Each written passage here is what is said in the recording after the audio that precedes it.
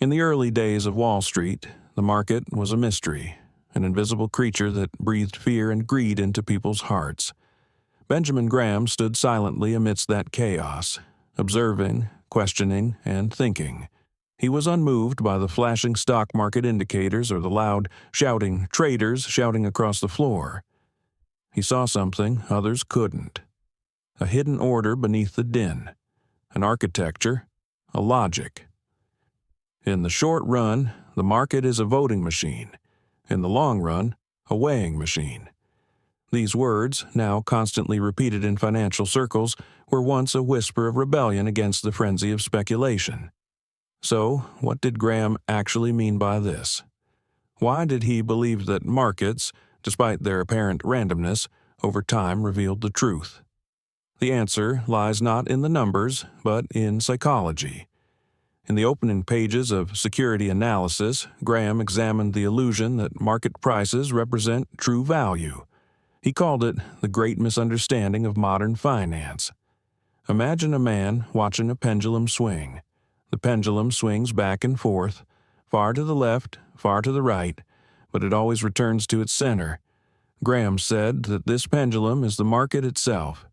Investors driven by emotion would chase excitement on one side and flee fear on the other, but those who waited patiently and rationally would meet the pendulum at its exact center. That center was value. Graham didn't invent patience, he defined it. He showed that discipline, not guesswork, is the true engine of wealth. He told his students, price is what you pay, value is what you get.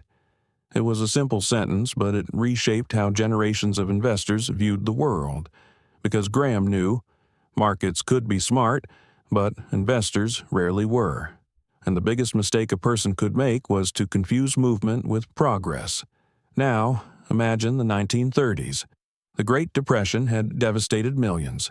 Banks and businesses collapsed, confidence was shaken, but Graham continued riding. He spent his nights not in despair, but in calculation. He searched for a formula that could protect ordinary people from financial collapse. And that's where Security Analysis was born. It wasn't just a book, it was a defense forged in crisis, designed to bring reason to the battlefield of speculation. He wrote, "Investing is at its smartest, most business-oriented." These words became his credo. Graham believed that investing wasn't about predicting the future, but about honestly understanding the present. He said the market was a manic partner, sometimes excited, sometimes depressed. Your job isn't to argue and consult with it. Your job is to know its moods and only act when the price is stupidly wrong. This concept, the famous Mr. Market metaphor, changed everything. Think about it. You enter a market every day. A man comes up to you and offers to buy your business for $100. The next day, he offers $70. The next day, $130. Would you change your mind about your business just because his mood changed? Graham said no rational person would. And yet, that's exactly what most investors do every day. He wanted you to remember this truth. The market's mood doesn't determine your value. Today, decades later, this single idea still separates the wise from the foolish, because modern investors drown in the noise, notices, charts, ideas, forgetting that wisdom lives in silence, not speculation. And that's why Graham's voice sounds timeless, calm, determined, deeply human. It doesn't promise wealth, it promises clarity. It speaks volumes. The investors' and financiers' biggest problem, and even their biggest enemy, is probably themselves. This sentence wasn't written for the 1930s. It was written for us, because technology has changed everything except human nature. Avarice and fear still dominate the headlines. The only difference is they're now in HD. Now, pause for a moment and ask yourself, when was the last time you made an investment decision out of patience, not pressure? Would Benjamin Graham call you an investor or a speculator? That's the disturbing beauty of his philosophy. It forces you to question your own behavior before blaming the market. If you understand this, you will understand the basis of security analysis. It wasn't a book about stocks. It was a philosophy about human behavior disguised as finance. Because Graham wasn't just analyzing numbers, he was analyzing people. And, as he wrote in the opening pages of Security Analysis, the true investor doesn't seek thrills. He seeks a margin of safety, a buffer between price and value, confidence and disaster. This margin, he said, isn't merely mathematical or systemic, it's psychological armor. This is where the modern world, and today's world, forgets him. Because in a society addicted to speed and noise, Graham's quiet wisdom seems irrelevant, yet more relevant than ever. When everyone else is trading, Graham whispers, "Wait." When everyone else is afraid, think. When everyone else is shouting, he reminds you to listen. When Graham spoke of value, he wasn't just talking about a number on a balance sheet. He was describing a philosophy, an anchor against chaos. He believed that behind every company, every price chart, there was a simple truth, a real business. And this business had an intrinsic value, independent of market sentiment or speculation. The question he posed was incredibly simple. If the market closed tomorrow and never reopened, what is this company's true value? This question dispelled illusions. It forced investors and business people to think like business owners, not gamblers. But Graham knew this was not an easy mindset to maintain. He saw generation after generation succumb to the same malady, short-term thinking. Every decade brought new faces, new fashions, promises of getting rich quick. But every crash, every slump, every crisis whispered the same warning. The market rewards patience, not panic. That's why he called speculation a dangerous luxury. It feels exciting and profitable in the short term, but it silently, invisibly erodes judgment. Graham likened speculation to a fog that distorts reality. Once inside, you don't realize you're lost. You think you're making progress, but you're actually just going in circles. True investing, he wrote, isn't chasing the wind, but walking by a compass. This is what security analysis taught. Not how to predict prices, but how to remain calm when others can't. Because markets are driven not by data, but by emotions masquerading as logic.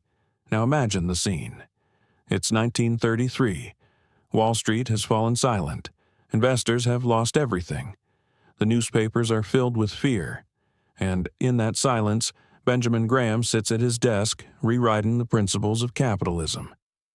Page by page, he creates a framework that will one day guide Warren Buffett, Walter Schloss, Irving Kahn, and generations of investors yet unborn.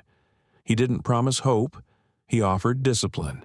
He didn't promise profit, he promised understanding. That's why his lessons still resonate today, nearly a century later. Because while the tools have changed, algorithms, AI trading, data-driven dashboards, the psychology behind them hasn't. People are still driven by the same ancient forces, the fear of loss, the desire for gain, and the endless search for certainty in an uncertain world. Graham understood something modern investors often forget. Uncertainty is not your enemy. It's your teacher. He once wrote that markets exist primarily to serve, not to instruct you. If you see every price movement as a message, you lose your sanity.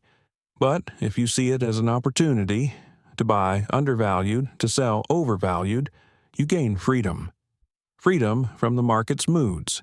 Freedom from your own impulses. Because, as Graham said, the most successful investors are not those who outperform others, but those who outperform themselves. Think about it for a moment. How many investors today truly know how to sit still, to wait, to observe, to act consciously, without being pushed by noise or greed? Most don't. They trade because everyone else is trading.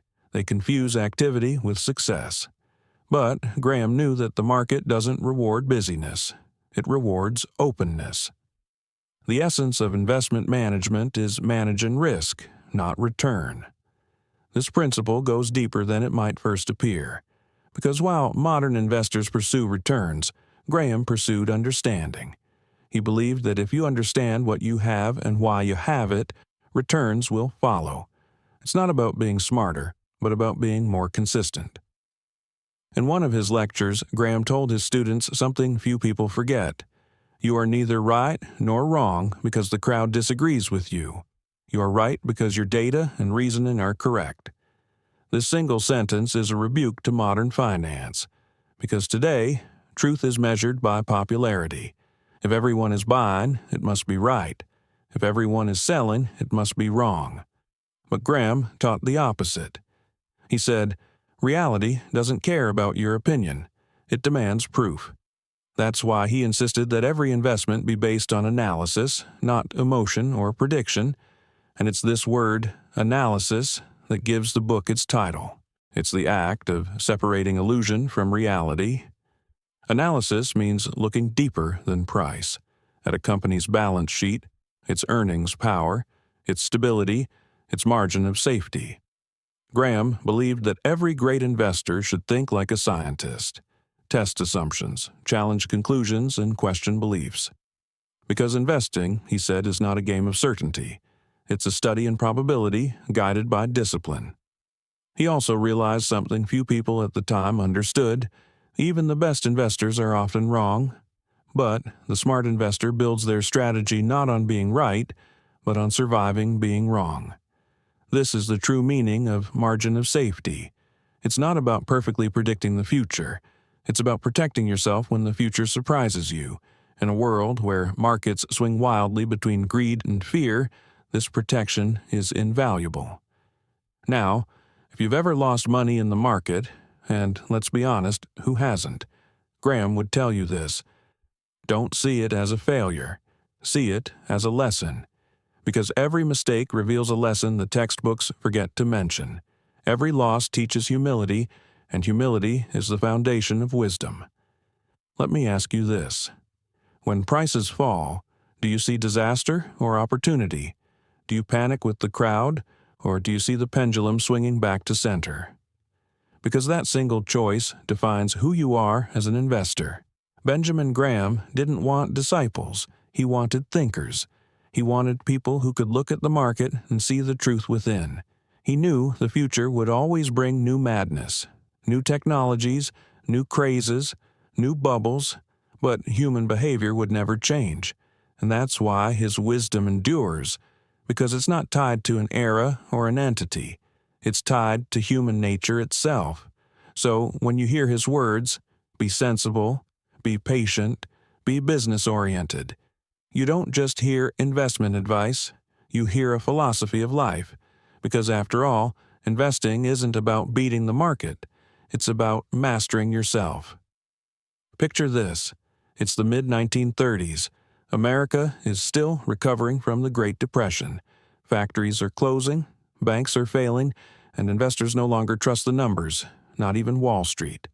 Amid this chaos, Benjamin Graham stands before a classroom at Columbia University. He doesn't sell optimism, he teaches survival. He looks at his students, weary veterans of financial losses, and says, "Gentlemen, the purpose of the market is to transfer money from the impatient to the patient." This isn't a comforting statement. It's a challenge.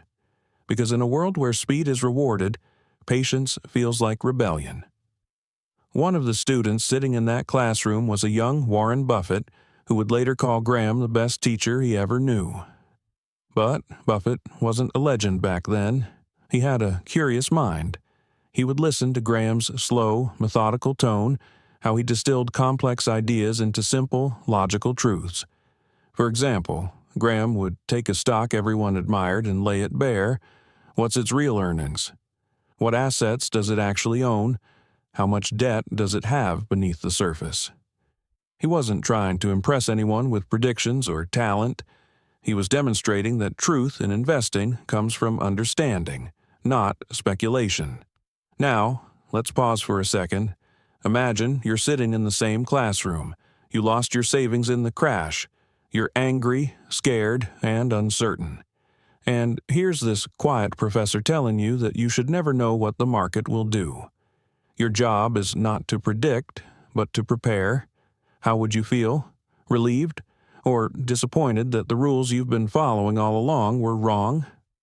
The paradox Graham presented is this: most investors fail not because they're unlucky, but because they're playing the wrong game. He likened the market to a crazy partner called Mr. Market. Mr. Market knocks on your door every day, offering to buy your shares, or sell his to you at wildly different prices. Sometimes he's excited. Sometimes he's terrified. And if you let his emotions guide your actions, you share his fate. But if you treat him as Graham suggests, not as a guide, but as a servant, you take control. You can calmly say, "No, Mr. Market, not today," and this single act of restraint is what separates the intelligent investor from the crowd. Think about it. How many times has today's market made you feel the need to act? A headline, a tweet, breaking news? Suddenly, you're convinced the world is ending or a fortune awaits you. There's Mr. Market whispering again, but now he's wearing the mask of technology, media, and algorithms. Yet, Graham's advice remains unchanged. Your biggest enemy isn't the market, it's your own emotions. Consider a true story. In 1932, Graham bought shares of a company so neglected that analysts mocked him. The company's market price was less than the value of his cash on hand. In other words, the market priced the company's value at less than zero. He wasn't chasing a story. He was following the numbers. He bought quietly. He waited patiently. 2 years later, when confidence returned to Wall Street, those same stocks soared sixfold. Not because Graham predicted a recovery, but because he bought value while others bought fear. He would later call this approach buying a dollar for 50 cents. It was simple, yet revolutionary. He completely redefined the concept of risk. Most people thought of risk as volatility, the fluctuations in prices. But Graham argued that risk was something else entirely, not knowing what you're doing. Stop for a second and think about that. How many investors today chase complex strategies, technical indicators, and AI predictions, yet don't really know why they're buying? This isn't complexity. It's noise disguised as knowledge. Benjamin Graham's genius lay not in discovering a formula, but in simplifying it. He taught that investing requires discipline, not genius. Let me ask you something. When was the last time you looked at a stock and felt a sudden thrill, fear, or excitement? Have you ever asked yourself why you felt that way? Because that pause, that moment of reflection, is the difference between an investor and a speculator. Graham's writings are filled with these subtle moments of psychological insight. In many ways, he was a student of human nature, disguised as a financial analyst. This is why securities analysis reads like both a textbook and a work of philosophy. Every line carries a double meaning: financial logic and human wisdom. For example, when Graham talks about margin of safety, he's not just talking about numbers. He's talking about a mindset, a thought, a philosophy of life that says, leave room for error, because there's no such thing as perfection. In modern terms, Graham was teaching long before the concept of emotional risk management emerged. He knew that even the best investment strategy in the world wouldn't work if your emotions sabotaged it. That's why he based his methods on rules, not moods, because when panic strikes, and it always does, rules save you from yourself. As his students brought his ideas to the real world, they realized something profound. Graham wasn't just teaching companies and business people how to invest. He was teaching them how to invest thinking. He forced them to slow down. He forced them to question assumptions. He forced them to read balance sheets like poetry, each number a word in the story of a company's soul. And yet, Graham never claimed to be perfect. He openly admitted his mistakes and wrote about them with brutal honesty. He knew that humility wasn't a weakness, it was a form of armor, because the investor who believes he can't be wrong is doomed anyway. One of his final essays ends with a quiet reflection. The investor's biggest problem, and even their biggest enemy, is probably themselves. These words could have been written yesterday, because the story repeats itself with every generation.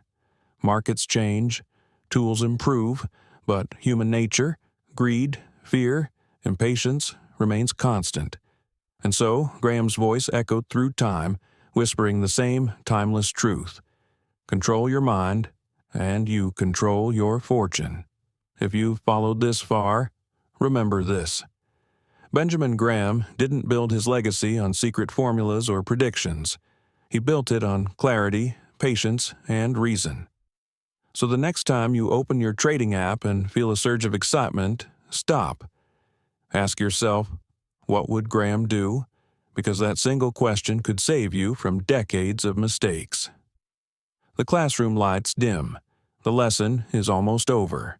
Benjamin Graham pauses, adjusts his glasses, and smiles slightly at his students.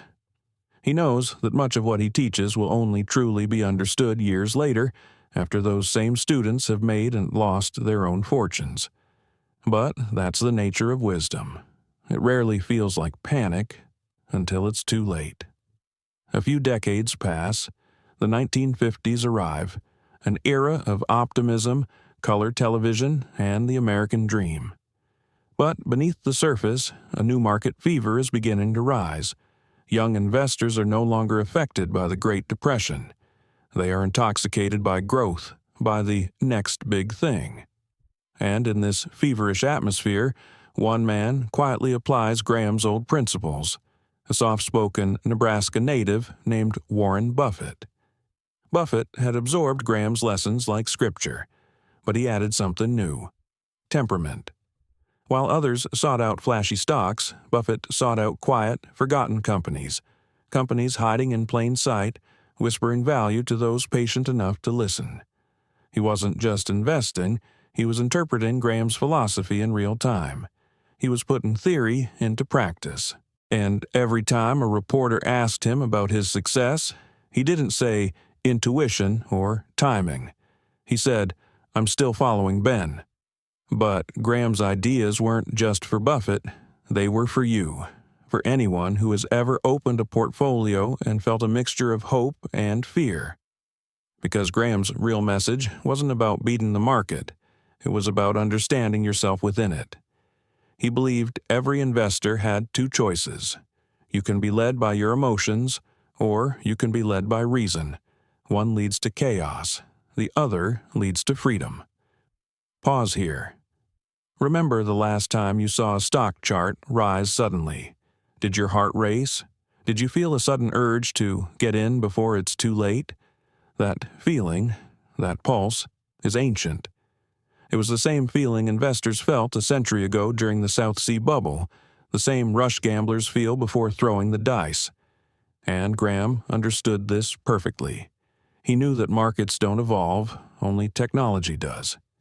Human instinct remains constant. He often told his students, an investor's intelligence is measured not by IQ, but by discipline. This statement surprised many, but his point was simple. Brilliance is meaningless if you can't stay calm when others panic. So Graham's true skill was not analysis, but emotional architecture. He built systems designed to minimize errors, not maximize returns. He knew that math could be taught. A mindset had to be learned. Let's return to his most famous idea, margin of safety. At first glance, it seems like a financial term. Buy below intrinsic value. Leave room for error. But there's an almost spiritual meaning behind it. Because Graham wasn't just saying, protect your money. He was saying, protect your peace of mind. He knew that every decision you make under pressure has a psychological cost. And in the markets, these costs compound faster than money can. So, margin of safety isn't just a number. It's a philosophy of living cautiously in a world addicted to excess. Imagine living like that outside of investing, allowing emotional space for failure, accepting uncertainty, not fighting it. This is what makes Graham's wisdom timeless. He didn't just teach you how to buy stocks, he taught you how to live rationally in an irrational world.